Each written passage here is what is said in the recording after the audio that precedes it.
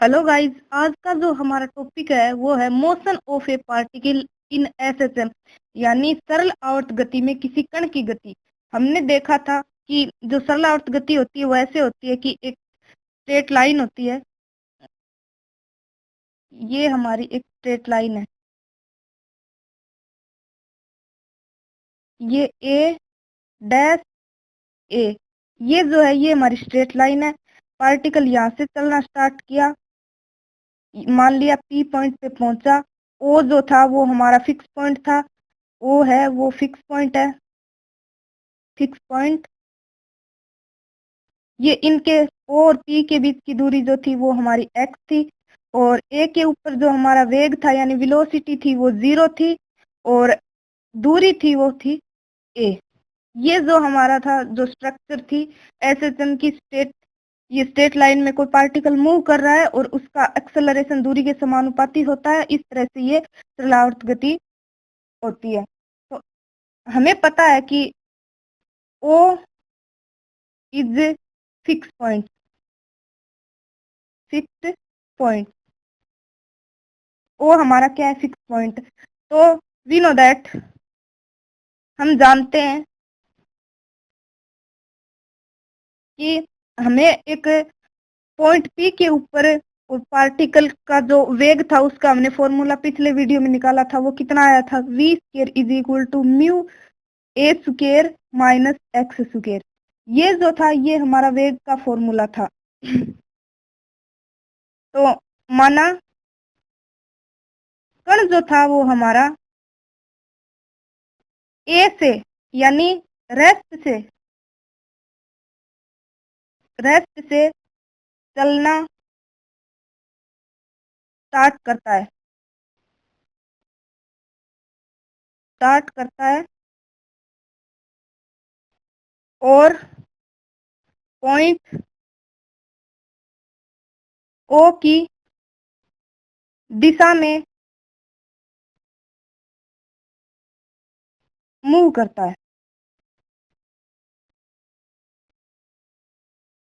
हमें पता है हमारा जो पार्टिकल है वो यहाँ से चलना, ये रेस्ट है ए पॉइंट, यहाँ से चलना स्टार्ट करता है, वो जो फिक्स बिंदु है उसकी तरफ मूव करता है। तो हमें पता है कि v बराबर एक ये भी होता है dx बटे dt, यानी चेंज इन डिस्प्लेसमेंट। तो इस तरह से यहाँ से जो है हम v का निकालेंगे, v इक्वल टू हमारा ये स्केयर इस तरफ जाके म्यू अंडर द रूट हो जाएगा ए स्केयर माइनस एक्स स्केयर। हमें ये मिलेगा, v के हमारे दो फॉर्मूले हमें मिल गए। तो इस तरह से देखिए v बराबर हमारा dx और dt है, और यहाँ पे हम ये dx और dt लिख के इस तरह से dx over dt equal to ये हमारा हो गया कितना, म्यू और root a square minus x square, ये हमें प्राप्त हो गया। तो अब देखिए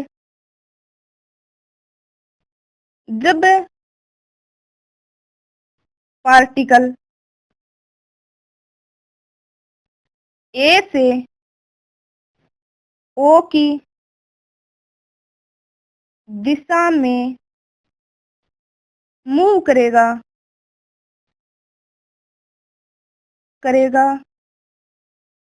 तो डिस्टेंस घटेगी। ये देखिए ये दूरी जो थी ये x थी, जब ये पार्टिकल इस तरफ गति करेगा तो ये x तो घटेगी, क्योंकि ये जो है ये x है और ये इस तरफ ऐसे चलेगा तो हमारी x जो है वो घटेगी। तो जब x घटेगी तो देखिए dx over dt equal to यहाँ पे माइनस का निशान आ जाएगा, under the root mu a square minus x square, ये हमें प्राप्त होगा। तो अब देखिए अब हम क्या करेंगे, इसका समाकलन करेंगे। तो वो कैसे करेंगे, देखिए ये -1 upon root mu dx under the root a square minus x square, ये माइनस इन दोनों के ऊपर है, ये dx भी इन दोनों के ऊपर है, इक्वल टू हमें इस तरफ चला जाएगा dt। अब हम क्या करेंगे, इसका समाकलन करेंगे। तो देखिए ये तो क्या है, कांस्टेंट है, अंदर समाकलन में क्या बचेगा, dx under the root a square minus x square, और इस तरफ हमें मिलेगा कितना, dt। अब देखिए ये क्या है,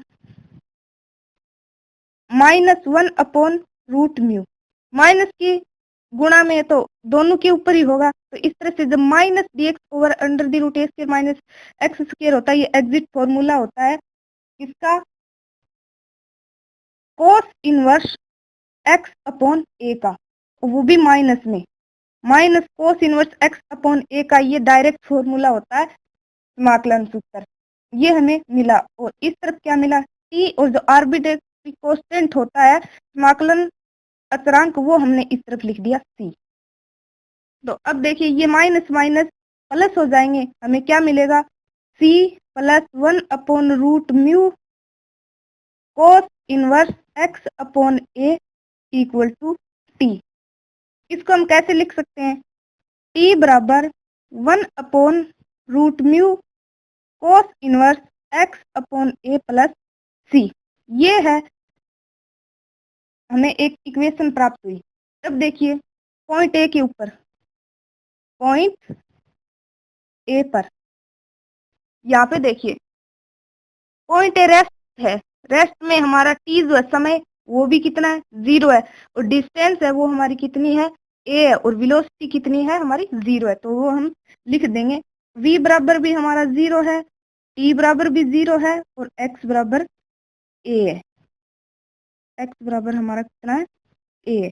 तो इस तरह से जो हमें प्राप्त होगा वो देखिए 0 equal to 1/√μ cos inverse a upon a, x की वैल्यू कितनी है, a प्लस में c।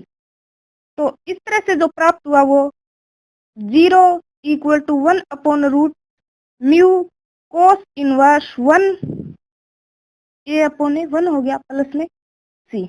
अब देखिए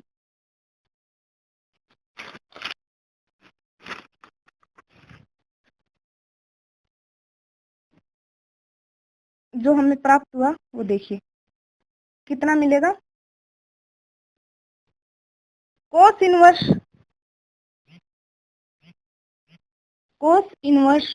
1 की वैल्यू जो होती है वो 0 होती है, तो हम फॉर्मूले में लिख देंगे, हमें क्या मिलेगा, देखिए 0 इक्वल टू 1/μ इंटू 0 प्लस की c। इस तरह से हमें जो प्राप्त हुआ c इक्वल टू, वो हमें मिला 0। अब ये हम c की वैल्यू और जो हमारी समीकरण आई थी t equal to 1/√μ cos inverse x upon a plus c, इसमें पुट करेंगे तो हमें ये समीकरण मिलेगी t equal to 1/√μ cos inverse x upon a। ये जो है ये हमारी समीकरण हमें प्राप्त हो गई। अब देखिए ये मिला, हम क्या करते हैं, देखिए कि माना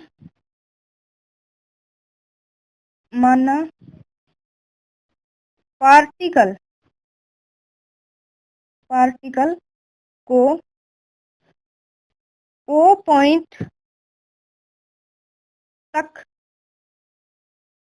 जाने में t1 टाइम लगता है, t1 टाइम लगता है।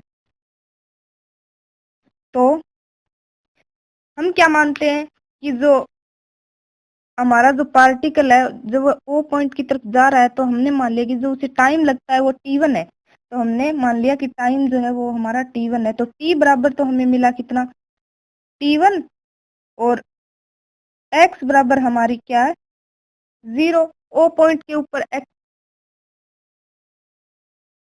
के ऊपर ये जाने में जो टाइम है वो 0 लगता है, और x कितनी है हमारी, वो यहाँ पे ये इतनी दूरी की ये है x, इसके ऊपर तो कितनी है, 0 ही है x, तो x बराबर हमें मिला 0। तो t1 बराबर हमें प्राप्त हुआ 1/√μ, t की वैल्यू हमने यहाँ पे t1 रख दी, 1/√μ कोस इनवर्स x की वैल्यू 0, और 0/0 कितना हो गया, 0। इस तरह से t1 इक्वल टू हमें मिला 1/√μ और cos इनवर्स 0 की वैल्यू कितनी होती है, π/2। तो जो T1 हमें मिला वो मिला π/2√μ। अब देखिए T1 की वैल्यू हमें प्राप्त हो गई। अब हम क्या करते हैं कि अब पार्टिकल जो है हमारा, पार्टिकल O से स्टार्ट होके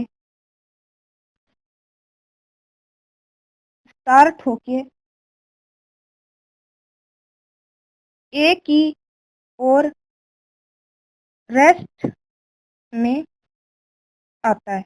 अब की बार क्या करेगा, O से स्टार्ट होगा और A की तरफ मूव करेगा। तो इस तरफ अब की बार हमें dx/dt, ये देखिए यहाँ पे जो हमने लिया था,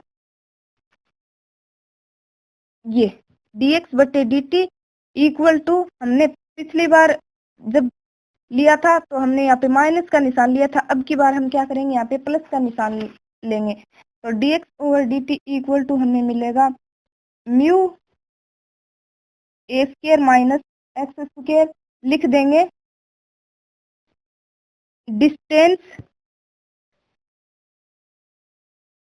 डिस्टेंस बढ़ती है। पिछली बार तो देखिए ये जो टोटल दूरी थी ये x थी, इस यहाँ से जब ये पार्टिकल इस तरफ से आ रहा था तो घट रही थी। अब की बार क्या करेंगे, इस यहाँ से चल के और इस तरफ जाएगा तो क्या होगा कि डिस्टेंस बढ़ेगी। तो अब की बार जो है डिस्टेंस बढ़ रही है, तो जो यहाँ पे हमने पिछली बार माइनस का निशान लिया था वो नहीं आएगा, सिर्फ प्लस का ही आएगा। तो देखिए फिर से हम क्या करेंगे, इसका समाकलन करेंगे तो ये हमें मिलेगा 1/√μ 1/√a² minus x² dx equal to dt। अब हम क्या करेंगे, इसका समाकलन कर देंगे।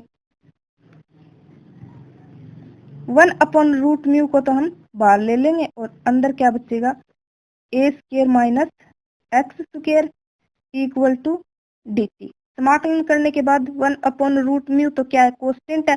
और अब की बार देखिए प्लस है, पिछली बार तो माइनस का मल्टीप्लाई था तो अंदर माइनस था, अब की बार प्लस है। तो जब माइनस का निशान आता है तो वो कोस का हो जाता है, जब प्लस का आता है तो वो साइन का हो जाता है। तो ये जो हमें मिलेगा वो मिलेगा कितना, साइन इनवर्स x/a, वो भी प्लस का, इक्वल टू कितना है, इसका क्या होगा t और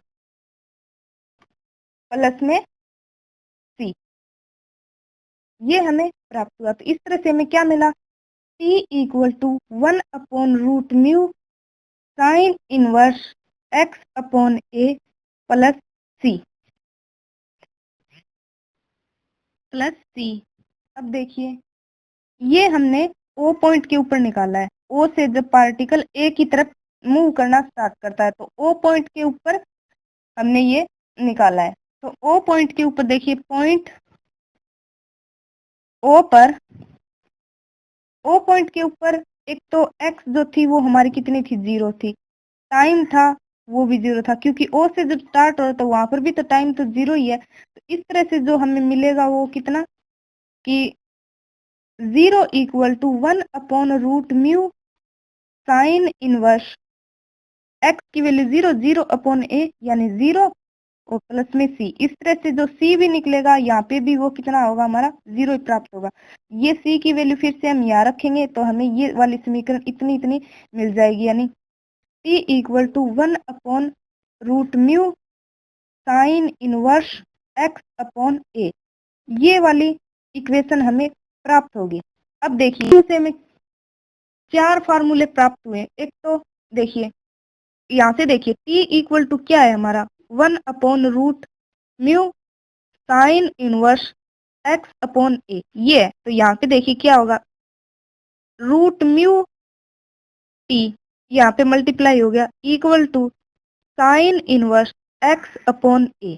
अब देखिए ये a साइन इनवर्स इस तरफ ले जाएंगे तो हमें x equal to a sine, वहां पे दूसरी साइड जाके इनवर्स हट जाएगा और क्या बचेगा, म्यू टी। एक इक्वेशन तो ये आ गई। एक हमने पहले निकाली थी, ये देखिए T1 equal to pi upon 2 under the root mu. एक क्या मिली, T1 equal to pi upon 2 root mu. एक इक्वेशन ये मिलेगी। और एक हमने पहले निकाला था क्या कि T equal to 1 upon root mu cos inverse x upon a। तो एक ये मिल जाएगा कितना, T root mu equal to cos inverse x upon a और x equal to a cos T root mu. इस तरह से ये हमें 3 इक्वेशन प्राप्त हो गई जो क्वेश्चन करने में हमें हेल्प करेंगे। इस तरह से हमने एक पार्टिकल जो कि सरल गति में मूव करता है, उसके लिए वह कैसे मूव करता है वो हमने निकाला, उसका टाइम, उसके 2-4 फॉर्मूले। इस तरह से वीडियो पसंद आए तो लाइक करें, सब्सक्राइब जरूर करें। Thank you very much.